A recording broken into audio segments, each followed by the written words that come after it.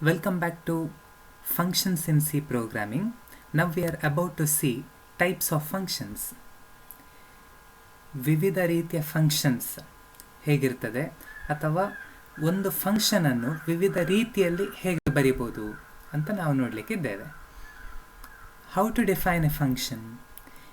You could define a function by writing a return type, name of the function, list of parameters, and by supplying body of the function. So here the function is written according to your need.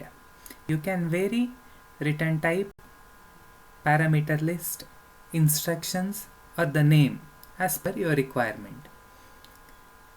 Especially by varying the return type and the list of parameters, you can define function in different ways. ನಾವು ಬೇರೆ ಬೇರೆ ರೀತಿಯಲ್ಲಿ function ಬರೀಲಿಕ್ಕೆ ಮುಖ್ಯವಾಗಿ return type ಮತ್ತು parameter list variation ಮಾಡಿದರೆ ಸಾಕಾಗ್ತದೆ. ಇದನ್ನು ನಾವು ನೋಡೋದಕ್ಕಿಂತ ಮೊದಲು ಒಂದು ಸಣ್ಣ ಪಿಕ್ಚರ್ ನೋಡುವ. ಇದು ಕಬ್ಬಿನ ಹಾಲು ಮಾಡುವ ಮೆಷಿನ್. ಇದರಲ್ಲಿ ಪ್ಯಾರಾಮೀಟರ್ಸ್ ಮತ್ತು ರಿಟರ್ನ್ ಯಾವುದು ಅಂತ ಐಡೆಂಟಿಫೈ ಮಾಡ್ಬೋದಾ? ಇದು ಕಬ್ಬಿನ ಹಾಲು ಮಾಡುವ ಮೆಷಿನ್ ಒಂದು ಫಂಕ್ಷನ್ ಅಂತ ಅಸ್ಯೂಮ್ ಮಾಡಿದಾಗ ಏನು ಅಂತ ಒಮ್ಮೆ ಐಡೆಂಟಿಫೈ ಮಾಡಲಿಕ್ಕೆ ನಾವು ತಿಳ್ಕೊಳ್ಳಿಕ್ಕಷ್ಟೇ. ಸೊ ಪ್ಯಾರಾಮೀಟರ್ಸ್, ಇದಕ್ಕೆ ನಾವು ಸಾಮಾನ್ಯವಾಗಿ ಇನ್ಪುಟ್ ಕೊಡ್ಬೋದದು ಅಂತಂದರೆ ಸ್ವಿಚ್ಚು, ಈ ಕಬ್ಬು ಕೊಡುವ ಜಾಗ, ಇದನ್ನೆಲ್ಲ ಪ್ಯಾರಾಮೀಟರ್ ಅಂತ ಅಂದ್ಕೊಳ್ಬೋದು. ಇದು ಏನು ರಿಟರ್ನ್ ಮಾಡ್ತದೆ? ಕಬ್ಬಿನ ಹಾಲು ಮಾಡುವ ಮೆಷಿನ್ ಕಬ್ಬಿನ ಹಾಲನ್ನು ರಿಟರ್ನ್ ಮಾಡ್ತದೆ. ಸೊ ಇದರದ್ದು ರಿಟರ್ನ್ ಟೈಪ್ ಕಬ್ಬಿನ ಹಾಲು ಆಗಿರಬೇಕು. ಸೊ ಇಲ್ಲಿ ನಾವೇನು ತಿಳ್ಕೊಳ್ಬೇಕು ಅಂತ ಹೇಳಿದ್ರೆ, ಪ್ಯಾರಾಮೀಟರ್ಸ್ ಅಂತ ಹೇಳೋದು ಒಂದು ಫಂಕ್ಷನ್ಗೆ ಇನ್ಪುಟ್ ಇದ್ದ ಹಾಗೆ, ರಿಟರ್ನ್ ಅಂತ ಹೇಳೋದು ಆ ಫಂಕ್ಷನಿಂದ ಒಂದು ಔಟ್ಪುಟ್ ಇದ್ದ ಹಾಗೆ, ಅದೊಂದು ಫೀಡ್ಬ್ಯಾಕ್. 4 ರೀತಿಯಲ್ಲಿ ನೀವು ಫಂಕ್ಷನ್ಸನ್ನು ಡಿಫೈನ್ ಮಾಡ್ಬೋದು. So the first variety, function with no arguments and no return value. ನೀವು ಕೊಡಲಿಕ್ಕೂ ಇಲ್ಲ, ತಕ್ಕೊಳ್ಳಿಕ್ಕೂ ಇಲ್ಲ. Second, function with no arguments and a return value. ನೀವೇನು ಕೊಡಲಿಕ್ಕಿಲ್ಲ, ಆದರೆ ನಿಮಗೆ ಒಂದು ಫೀಡ್ಬ್ಯಾಕ್ ರಿಟರ್ನ್ ಸಿಗ್ತದೆ ಅಥವಾ ಒಂದು ವ್ಯಾಲ್ಯೂ ರಿಟರ್ನ್ ಸಿಗ್ತದೆ. Third, function with arguments and no return value. ಇದಕ್ಕೆ ಪ್ಯಾರಾಮೀಟರ್ಸ್ ನೀವು ಕೊಡ್ತೀರಿ, ಅದೇನೋ ಒಂದು ಡೆಫಿನೆಟ್ ಆಪರೇಷನ್ ಮಾಡ್ತದೆ, ಆದರೆ ನಿಮಗೆ ರಿಟರ್ನ್ ಆಗಿ ಡೈರೆಕ್ಟಾಗಿ ಒಂದು ವ್ಯಾಲ್ಯೂನ ರಿಟರ್ನ್ ಮಾಡೋದಿಲ್ಲ. Fourth variety, function with arguments and a return value. ನೀವು ಪ್ಯಾರಾಮೀಟರ್ಸ್ ಕೂಡ ಕೊಡ್ತೀರಿ, ರಿಟರ್ನ್ ಕೂಡ ರಿಸೀವ್ ಮಾಡ್ತೀರಿ. So the first variety, function with no arguments and no return value.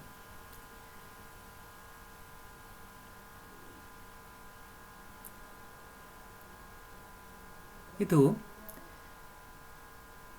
ಒಂದು ರೀತಿಯಲ್ಲಿ ಹೇಳೋದಾದರೆ, ನಿಮ್ಮ ಮನೆಯಲ್ಲಿ ಒಂದು ನಾಯಿ ಮರಿ ಸಾಕಿದ್ದೀರಿ ಅಂತ ಇಟ್ಕೊಳ್ಳಿ. ಅದಕ್ಕೆ ಟಿಂಕು ಅಂತ ಹೆಸರು ಕೊಟ್ಟಿದ್ದೀರಿ. ನೀವು ನಾಯಿ ಮರಿ ಒಂದು ದಿವಸ ಸುಮ್ಮನೆ ಕೂತಿದ್ದೀರಿ, ಇಬ್ಬರು ಅಕ್ಕಪಕ್ಕದಲ್ಲೇ ಇದ್ದೀರಿ. ನೀವು ಸುಮ್ಮನೆ ಟಿಂಕು ಅಂತ ಹೆಸರು ಕರಿತೀರಿ. ನಾಯಿ ಮರಿ ಏನು ಮಾಡ್ತದೆ? ಸುಮ್ಮನೆ ನಿಮ್ಮ ಕಡೆ ನೋಡಿ ಬಾಲಲ್ಲಾಡಿಸಿ ಸುಮ್ಮನೆ ಕೂರ್ತದೆ. ನೀವು ಅದಕ್ಕೇನು ಕೊಡಲಿಲ್ಲ, ಅದು ನಿಮಗೇನು ತಂದು ಕೊಡಲಿಲ್ಲ. ಅದೇ ರೀತಿಯಲ್ಲಿ ಈ ರೀತಿಯ ಫಂಕ್ಷನ್ ಕೂಡ ಸ್ವಲ್ಪ ಅದೇ ರೀತಿಯಲ್ಲಿ ವರ್ಕ್ ಆಗ್ತದೆ. The function neither takes any argument as input ನಾರ್ ರಿಟರ್ನ್ಸ್ ಎ ರಿಸಲ್ಟ್. ಇದು ಎಲ್ಲಿ ಯೂಸ್ ಆಗ್ತದೆ? Usually for performing A well defined action. ಒಂದು ಎಕ್ಸಾಂಪಲ್ ನೋಡೋದಾದರೆ, ಇಲ್ಲಿ ಪ್ರಿಂಟ್ ಎಂಡ್ ಅಂತ ಇದೆ. ಅಂದರೆ ಈ ಕೆಲವು ಬುಕ್ಕಲ್ಲೆಲ್ಲ ನೀವು ಒಂದು ಕತೆ ಮುಗಿದ ನಂತರ ಅಥವಾ ಒಂದು ಪೇಜ್ ಮುಗಿದ ನಂತರ ಮಾರ್ಕ್ ಮಾಡ್ತಾರೆ, 4 ನಕ್ಷತ್ರ ಏನಾದರೂ ಹಾಕಿ ಹಾಗೆ. ಸೊ ಪ್ರಿಂಟ್ ಎಂಡ್ ಈ ಫಂಕ್ಷನ್ ಇನ್ವೋಕ್ ಮಾಡಿದರೆ ಏನಾಗ್ತದೆ? ಮೂರು ಪ್ಲಸ್ ಸಿಂಬಲ್ಸ್ ಕಾಣ್ತದೆ ನಿಮ್ಮ ಸ್ಕ್ರೀನಲ್ಲಿ ಅಷ್ಟೇ. ಸೊ ಈ ಫಂಕ್ಷನ್ನು ಯಾವುದೇ ಪ್ಯಾರಾಮೀಟರ್ಸನ್ನು ರಿಸೀವ್ ಮಾಡೋದಿಲ್ಲ.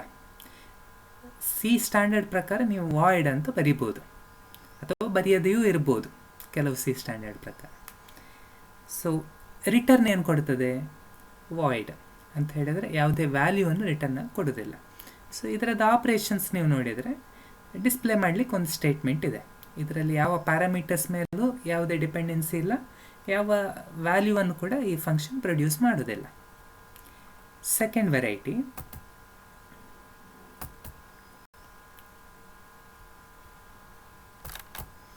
Function with no arguments and a return value.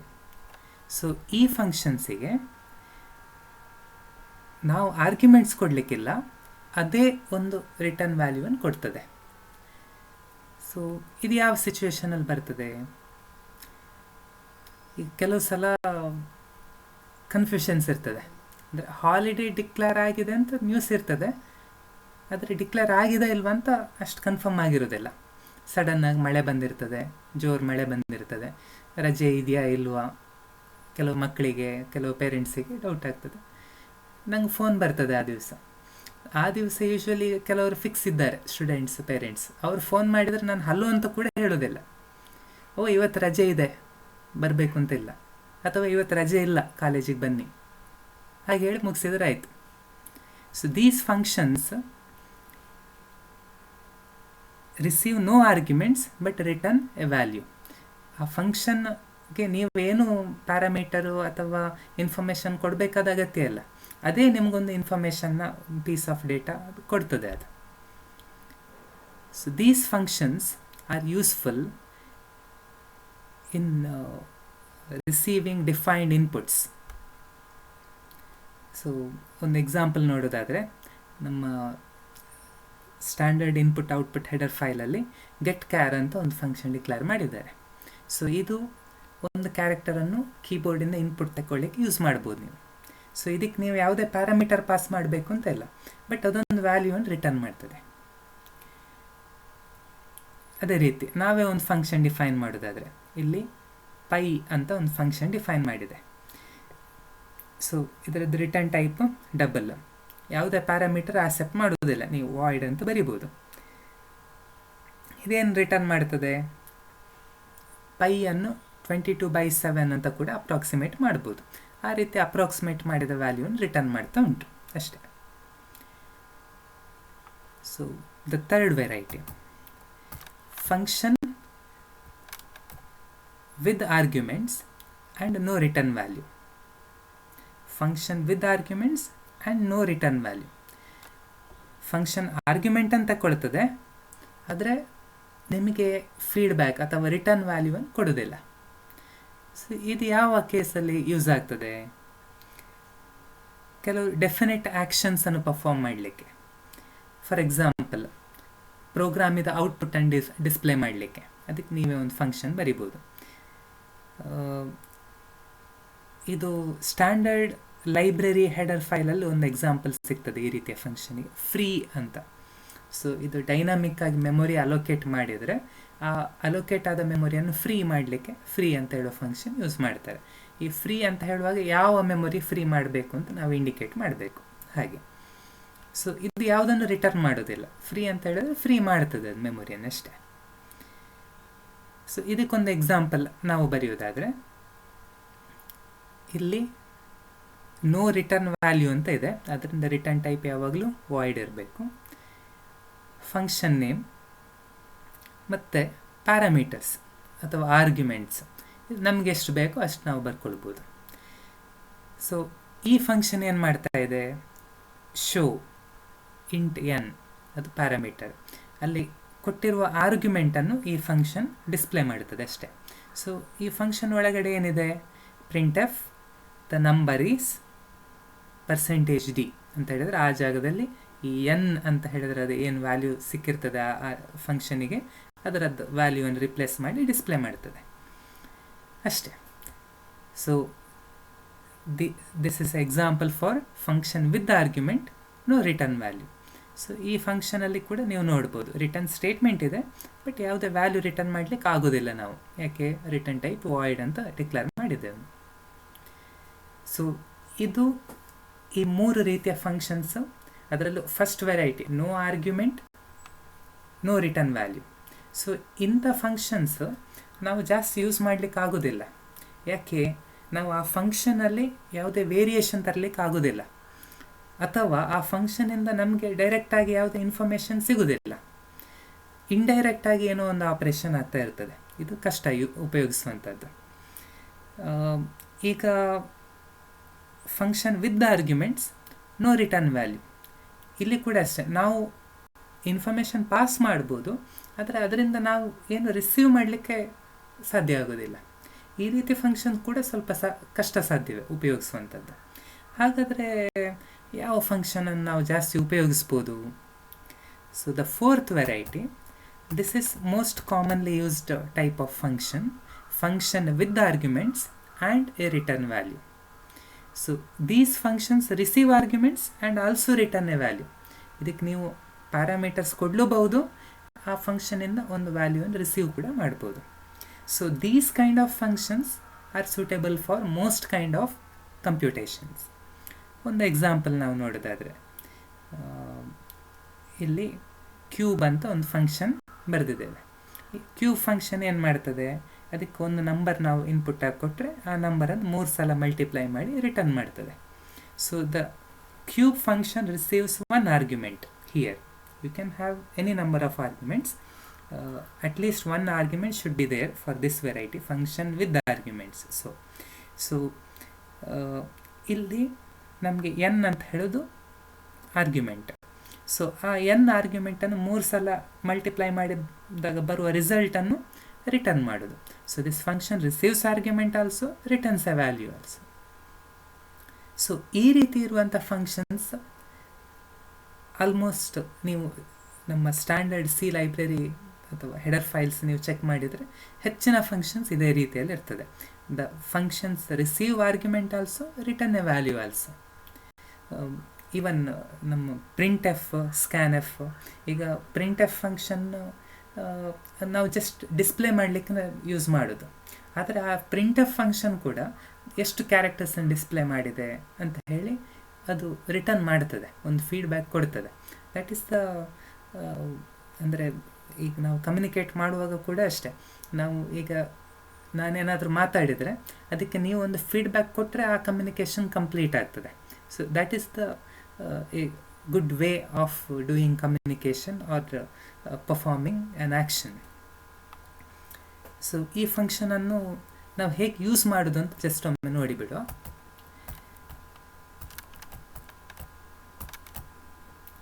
So ಇದು ನಾವು ಯೂಸ್ ಮಾಡೋದಾದರೆ ಫಸ್ಟ್ ಫಂಕ್ಷನನ್ನು ಡಿಕ್ಲೇರ್ ಮಾಡಿಕೊಡ್ಬೇಕು, ಫಂಕ್ಷನನ್ನು ಡಿಫೈನ್ ಮಾಡಬೇಕು, ಮತ್ತು ಫಂಕ್ಷನನ್ನು ಕಾಲ್ ಮಾಡಿಕೊಳ್ಬೋದು.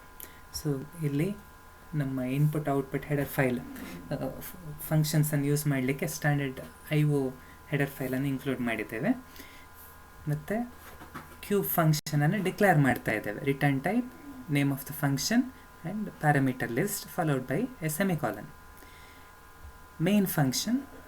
ಸೊ ಮೇನ್ ಫಂಕ್ಷನಲ್ಲಿ ನಾವು ಒಂದು ಎಕ್ಸ್ ಅಂತ ವೇರಿಯೇಬಲ್ ತಗೊಂಡಿದ್ದೇವೆ. ಸೊ ಈಗ ಎಕ್ಸ್ ಅಂತ ಹೇಳುವ ವೇರಿಯೇಬಲ್ಗೆ ಯಾವುದೇ ವ್ಯಾಲ್ಯೂ ಕೊಡಿಲ್ಲ. X is equal to cube of 2. So cube ಅಂತ ಹೇಳುವ ಫಂಕ್ಷನನ್ನು ಕಾಲ್ ಮಾಡ್ತಾ ಇದ್ದೇವೆ. ಇಲ್ಲಿ ಆ ಕ್ಯೂಬ್ ಫಂಕ್ಷನಿಗೆ 2 ಅಂತ ಹೇಳುವ ಆರ್ಗ್ಯುಮೆಂಟನ್ನು ಕಳಿಸ್ತಾ ಇದ್ದೇವೆ. ಸೊ ಇಲ್ಲಿ ಫಂಕ್ಷನ್ ಕಾಲ್ ಆದಾಗ ಏನಾಗ್ತದೆ, ಈ ಫಂಕ್ಷನ್ ಕಾಲ್ ಫಂಕ್ಷನ್ ಡೆಫಿನೇಷನಿಗೆ ಲಿಂಕ್ ಆಗ್ತದೆ. ಇಲ್ಲಿಗೆ ನಾವು ಜಂಪ್ ಮಾಡಬೇಕು ಕಂಟ್ರೋಲ್. ನಾವು ಅಂತ ಹೇಳಿದ್ರೆ ಈ ಕಂಪ್ಯೂಟ್ರಲ್ಲಿ ಇದು ಎಕ್ಸಿಕ್ಯೂಟ್ ಆಗ್ತಾ ಇರುವಾಗ 1 by 1 statement instructions computer execute ಮಾಡ್ತಾ ಹೋದಾಗೆ ಈ ಕ್ಯೂಬ್ ಅಂತ ಹೇಳುವ ಇನ್ಸ್ಟ್ರಕ್ಷನ್ಸ್ ಸಿಕ್ಕಿದ ತಕ್ಷಣ ಕಂಪ್ಯೂಟರ್ ಎಕ್ಸಿಕ್ಯೂಷನನ್ನು, ಮೇನ್ ಇದ ಎಕ್ಸಿಕ್ಯೂಷನನ್ನು ಇಲ್ಲಿಗೆ ಪಾಸ್ ಮಾಡ್ತದೆ. ಕ್ಯೂಬ್ ಫಂಕ್ಷನ್ ಡೆಫಿನೇಷನ್ ಇದ ಎಕ್ಸಿಕ್ಯೂಷನನ್ನು ಸ್ಟಾರ್ಟ್ ಮಾಡ್ತದೆ. Provided the value of n will be set to 2.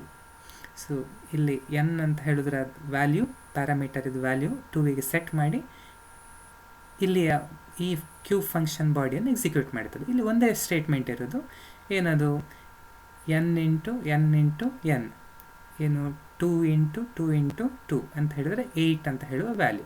ಈ ವ್ಯಾಲ್ಯೂವನ್ನು ರಿಟರ್ನ್ ಅಂತ ಹೇಳಿದ್ದೇವೆ. ಸೊ ಈ ಕ್ಯೂಬಿದು ಡೇಟಾ ಟೈಪ್ ಕೂಡ ಫ್ಲೋಟ್ ಅಂತ. ಸೊ ಈಗ 8 ಅಂತ ಹೇಳೋದು ಒಂದು ಫ್ಲೋಟಿಂಗ್ ಪಾಯಿಂಟ್ ನಂಬರ್. ಇದನ್ನು ನಾವು ರಿಟರ್ನ್ ಮಾಡಿದರೆ ಈ ಫಂಕ್ಷನನ್ನು ಎಲ್ಲಿ ಕಾಲ್ ಮಾಡಿದ್ದೇವೆ ಅಲ್ಲಿ ಈಗ ಎಕ್ಸಿಕ್ಯೂಷನ್ ರೆಸ್ಯೂಮ್ ಮಾಡಬೇಕು ನಾವು. ಸೊ ಈ ಕ್ಯೂಬ್ ಫಂಕ್ಷನ್ ಇದು ಎಕ್ಸಿಕ್ಯೂಷನ್ ಮುಗೀತು, ಮತ್ತು ಆಗ ನಾವು ಎಲ್ಲಿ ಪಾಸ್ ಮಾಡಿದ್ದೆವು ಅಲ್ಲಿಂದ ರಿಸಂಪ್ಷನ್. ಸೊ ಇಲ್ಲಿ ಕ್ಯೂಬ್ ಆಫ್ 2 ಅಂತ ಇದನ್ನು ಇದಕ್ಕೆ ಎಕ್ಸಿಗೆ ಇಕ್ವೇಟ್ ಮಾಡಿದ್ದೆವು. ಸೊ ಕ್ಯೂಬ್ ಆಫ್ 2 ಇದು ವ್ಯಾಲ್ಯೂ ಏನಾಯ್ತು, ಈಗ ಇಲ್ಲಿ ನಾವೇನು ರಿಟರ್ನ್ ಮಾಡಿದ್ದೆವು 8 ಅಂತ ಹೇಳೋದು ಇದರದ್ದು ವ್ಯಾಲ್ಯೂ ಆಗಿ ನಾವು ಅಸ್ಯೂಮ್ ಮಾಡಬೇಕು. So 8 will be assign to x. ಮತ್ತು ನೆಕ್ಸ್ಟ್ ಏನು, print f cube of 2 is percentage f ಅಂತ ಹೇಳಿದರೆ ಇಲ್ಲಿ ಎಕ್ಸ್ ಅಂತ ಹೇಳಿ ಇರುವ ವೇರಿಯಬಲ್ ಇದು ವ್ಯಾಲ್ಯೂ ಏನಿರ್ತದೆ ಅದು ಎಕ್ಸ್ ಇದು ವ್ಯಾಲ್ಯೂ ಏನಾಗಿತ್ತು 8 ಆಗಿತ್ತು. ಸೊ ಕ್ಯೂಬ್ ಆಫ್ 2 ಈಸ್ 8 ಅಂತ ಡಿಸ್ಪ್ಲೇ ಆಗ್ತದೆ. ರಿಟರ್ನ್ 0 ಆಪರೇಟಿಂಗ್ ಸಿಸ್ಟಮಿಗೆ ಸಕ್ಸಸ್ಫುಲ್ ರಿಟರ್ನ್ ಕೋಡನ್ನು ಕೊಟ್ಟು ಈ ಪ್ರೋಗ್ರಾಮ್ ಎಕ್ಸಿಕ್ಯೂಷನನ್ನು ಮುಗಿಸೋದು. ಸೊ ಈಗ ಬೇರೆ ಬೇರೆ ರೀತಿಯ ಫಂಕ್ಷನ್ಸನ್ನು ಡಿಫೈನ್ ಮಾಡಲಿಕ್ಕಾಗ್ತದೆ. ಅದನ್ನು ಯಾವ ಸಿಚುವೇಷನಲ್ಲಿ ನಾವು ಡಿಫೈನ್ ಮಾಡೋದು, ಯೂಸ್ ಮಾಡೋದು, ಮಾಡ್ಬೋದು ಅಂತ ಹೇಳೋದನ್ನು ನಾವು ಈಗ ನೋಡಿದೆವು. ಈಗ ಇದನ್ನು ನೀವು ಪ್ರಾಕ್ಟೀಸ್ ಮಾಡಬೇಕು. ಸೊ ಪ್ರಾಕ್ಟೀಸ್ ಮಾಡಲಿಕ್ಕೆ ನೀವು ನಿಮ್ಮದೇ ಆದ ಪ್ರೋಗ್ರಾಮನ್ನು ಬರೆಯುವುದು, ಈಗ ಆಲ್ರೆಡಿ ಇರುವ ಪ್ರೋಗ್ರಾಮನ್ನು ಟ್ರೇಸ್ ಮಾಡೋದು, 2 ರೀತಿಗಳು. So you can write a function to display number triangle. ಇದು ಇಂಟ್ರೆಸ್ಟಿಂಗ್ ಪ್ರಾಬ್ಲಮ್. ನೀವು ಲೂಪ್ಸ್ ಅಂತ ಹೇಳುವ ಕಾನ್ಸೆಪ್ಟ್ ಬಂದಾಗ ಇಂಥದ್ದೆಲ್ಲ ಎಕ್ಸಸೈಸನ್ನು ಮಾಡಿದ್ದೀರಿ. ಆದರೆ ಈಗ ನೀವೇನು ಮಾಡಬೇಕು, ಒಂದು ಫಂಕ್ಷನ್ ಬರೀಬೇಕು. ಆ ಫಂಕ್ಷನ್ನಿಗೆ ಎಷ್ಟು ಪ್ಯಾರಾಮೀಟರ್ ಇರ್ಬೋದು, ಇಲ್ಲಿ ಎನ್ ಅಂತ ಹೇಳೋದು ಕೊಟ್ಟಿದ್ದಾರೆ.